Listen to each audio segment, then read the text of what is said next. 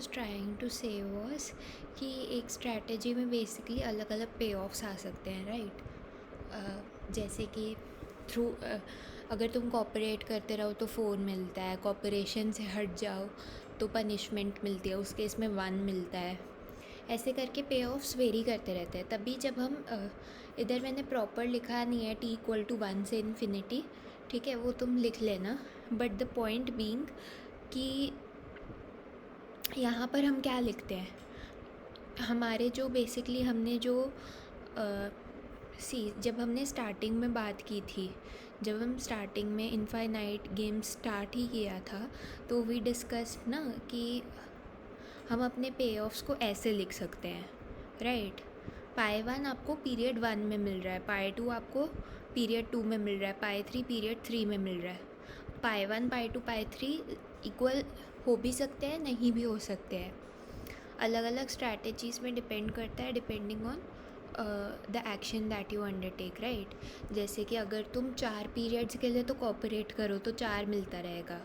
But अगर फिर Grimm trigger के हिसाब से फिर अगर तुमने डेविएट कर गए, लेट्स से तुम पर्सन 1 हो, तुमने डेविएट कर लिया, 5th पीरियड में तुम्हें 5 मिलेगा, 6th पीरियड ऑनवर्ड्स 1 मिलेगा, हमेशा ही 1, ये वाला 1, राइट वाला 1।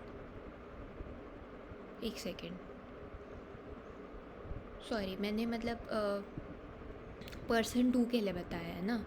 पर्सन 2 के लिए तुम पहले यहाँ पर थे, ठीक है, 4 पीरियड के लिए, फिर तुम डेविएट करके तुम्हें 5 मिला एक पीरियड में, उसके बाद तुम्हें थ्रू आउट 1 मिल रहा है। ये पे ऑफ्स हर टाइम पीरियड में चेंज हो रहे हैं, राइट।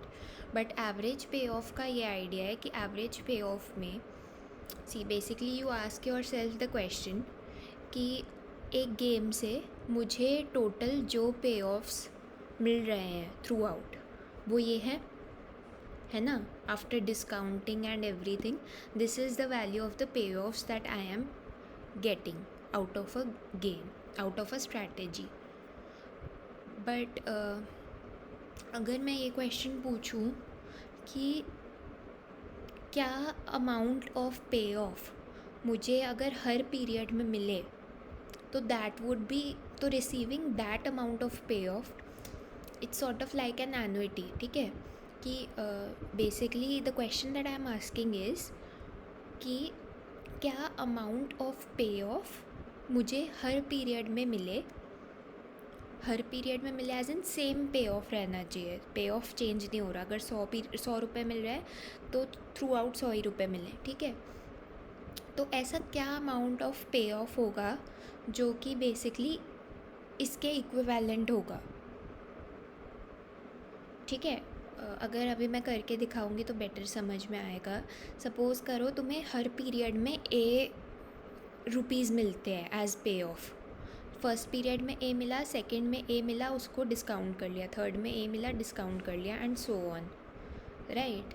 हमने इसको इक्वेट कर दिया है with this present value of our payoffs, right. तो basically the question that we are asking is कि सी द थिंग इज़ कि हम बेसिकली ये पूछ रहे हैं कि क्या लेवल ऑफ पे ऑफ हमें थ्रू आउट अगर मिले, एक ही कंसिस्टेंट लेवल ऑफ पे ऑफ, यहाँ पर और यहाँ पर सिर्फ एक ही फ़र्क है, यहाँ पर भी डिस्काउंटिंग हो रही है, यहाँ पर भी डिस्काउंटिंग हो रही है। द ओनली डिफरेंस इज़ कि यहाँ पर ये पाई टी है, तो थ्रू आउट पे ऑफ्स चेंज होते जा रहे हैं। हम बोल रहे हैं कि हमें एक ऐसा अमाउंट ऑफ पे ऑफ बताओ जो अगर हमें हर पीरियड में सेम ही पे ऑफ मिले, सेम ही अमाउंट मिले, तो receiving that amount in every period, या फिर receiving this entire thing from our strategy, they should be equivalent, ठीक है।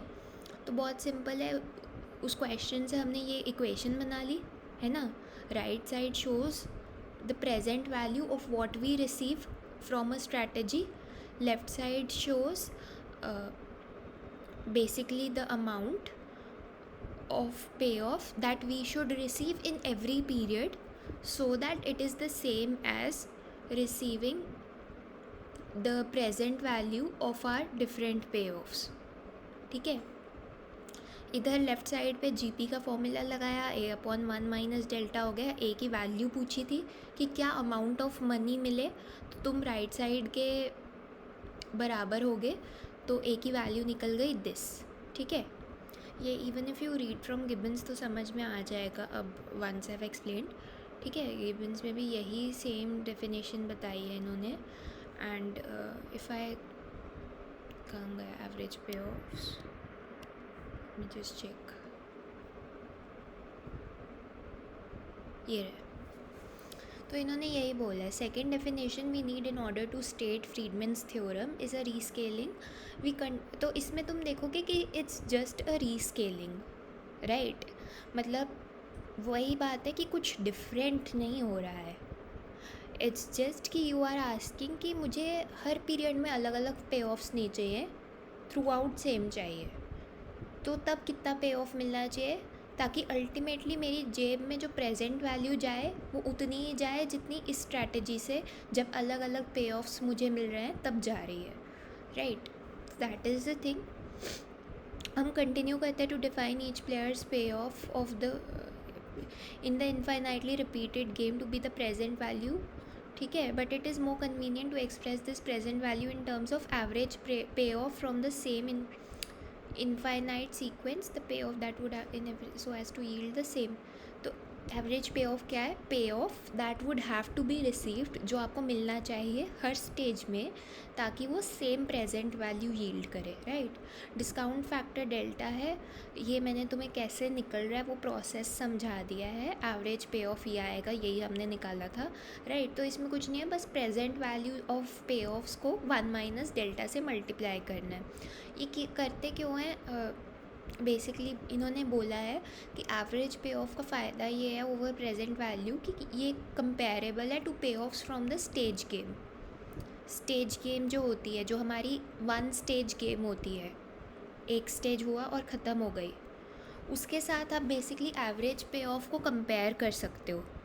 बिकॉज सी इफ़ यू से कि वन स्टेज गेम का क्या सीन है कि वो एक ही स्टेज में होगी और ख़त्म हो जाएगी, चलती नहीं जा रही है। अगर आप उसको एक इनफाइनाइट गेम से कंपेयर करना चाहो तो इनफाइनाइट वाली ज़िंदगी भर चलती जा रही है और ये वाली एक ही झटके में होके ख़त्म हो रही है, तो वो कंपैरिजन उतना कन्वीनियंट नहीं होता। हो सकता है, it's just not as convenient. तो इसलिए हम एक एवरेज पे ऑफ डिफ़ाइन कर लेते हैं कि एवरेज पे ऑफ हमें बताता है कि अगर हम इस इनफाइनाइट गेम में ये स्ट्रैटेजी खेलते हैं तो this strategy will give us 50 rupees in every time period. तो this 50 rupees is our average payoff, and फिर हम बहुत कन्वीनियंटली इस 50 रुपीज़ को बाकी किसी भी स्टेज गेम के पे ऑफ से कंपेयर कर सकते हैं। That's the only thing. बाकी आगे बढ़ते हैं, दिस इज़ नॉट उतना ज़्यादा इम्पॉर्टेंट भी, बट मैंने प्रॉपरली समझा दिया है। Both players might receive a payoff such as an 4, but तो वही है कि अगर तुम्हें हर पीरियड में 4 रुपये मिलते हैं तो तुम्हारी प्रेजेंट वैल्यू हो गई 4/1 माइनस डेल्टा, और एवरेज पे ऑफ हो गया 4 का। एवरेज पे ऑफ 4 का कैसे हो गया, लॉजिक भी लगाओ तो एवरेज पे ऑफ की डेफिनेशन ही है कि हर पीरियड में कितने पैसे मिलने चाहिए, ठीक है। और अगर तुम वैसे फॉर्मूला भी लगाओ तो 4/1 माइनस डेल्टा को इंटू 1 माइनस डेल्टा करोगे, प्रेजेंट वैल्यू थी ये, इसको इंटू 1 माइनस डेल्टा करोगे तो you will get back average पे ऑफ विच इज़ 4। एवरेज पे ऑफ इज़ जस्ट, तो एवरेज पे of is just another way of expressing present value. बाकी मैथमेटिकली इट्स जस्ट एक चीज़ आप मल्टीप्लाई करा रहे हो, आप उसके साथ एक कांस्टेंट को मल्टीप्लाई करा रहे हो, बट अदरवाइज़ कुछ ज़्यादा है नहीं उसमें अलग। This is the folk theorem, जिसका प्रूफ नहीं करना है, बस समझ में आनी चाहिए। तो what it is saying is, अगर सिंपल वर्ड्स में मैं तुम्हें जीपीटी करके बताऊंगी कि व्हाट इट इज़ सेइंग। अभी फटाफट से स्टेटमेंट पढ़ लेते हैं, ठीक है। तो ये बेसिकली ये बोल रहा है कि जी एक फाइनाइट स्टैटिक गेम है ऑफ कंप्लीट इन्फॉर्मेशन, छोड़ो, ठीक है। मतलब कि जो हम अब ये क्वेश्चन आ सकता है कि ये अब बोल रहा है फाइनाइट गेम है ना। तो फाइनाइट गेम से व्हाट इट मीन्स इज़ कि इस गेम में basically finite number of people है, फाइनाइट नंबर ऑफ़ पे ऑफ्स है, फाइनाइट नंबर ऑफ़ स्ट्रैटेजीज़ है, ठीक है। That is what it means finite होने का मतलब ये नहीं कि गेम इनफाइनाइटली नहीं चलेगी, it's just use to define वो सब चीज़ें जो मैंने बताया। E1 से लेके En तक पे ऑफ्स है फ्रॉम नैश इक्विलिब्रियम, x1 से लेकर xn तक कोई भी फीजिबल पे ऑफ्स है फ्रॉम G। यहाँ पर फीजिबल पे ऑफ्स आ गया ना, इसीलिए वी आर डिफाइंड कि फीजिबल पे ऑफ्स होता क्या है। तो E1 से लेकर En तक जो है ये तुम्हें नैश से मिल रहा है, इस गेम का नैश इक्विलिब्रियम से मिलता है E1 से लेके En तक, ठीक है। x1 से लेकर xn तक जो है फीजिबल पे ऑफ है। फीजिबल पे ऑफ का मतलब ही यही है कि this is a payoff that can be achieved, ठीक है। कुछ ना कुछ कॉन्वेक्स कॉम्बिनेशन वगैरह से स्टफ से you can achieve this. I will try to think more about this कि बेसिकली कॉन्वेक्स कॉम्बिनेशन वगैरह का क्या सीन बोल रहे हैं ये, ठीक है। But anyway let's move on, ठीक है। It's technicality sort of thing, उसमें उतना ज़्यादा नहीं जाते हैं। अगर xi is greater then ei, तो x1 से लेके xn तक जो है वो फीजिबल पे ऑफ्स है।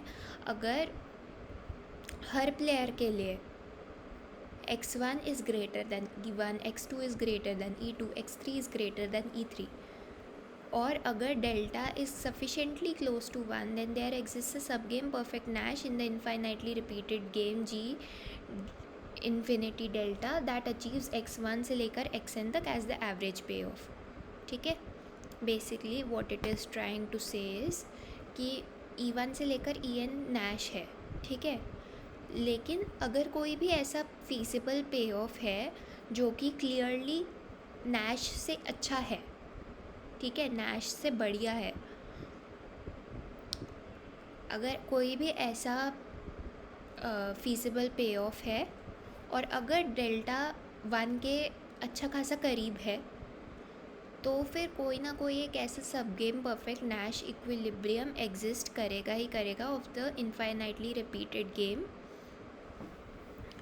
तो मतलब कि एक ऐसा सब game perfect Nash equilibrium exist करेगा इस इनफाइनाइटली रिपीटेड गेम का, क्योंकि हम बात ही इनफाइनाइटली रिपीटेड गेम्स की कर रहे हैं।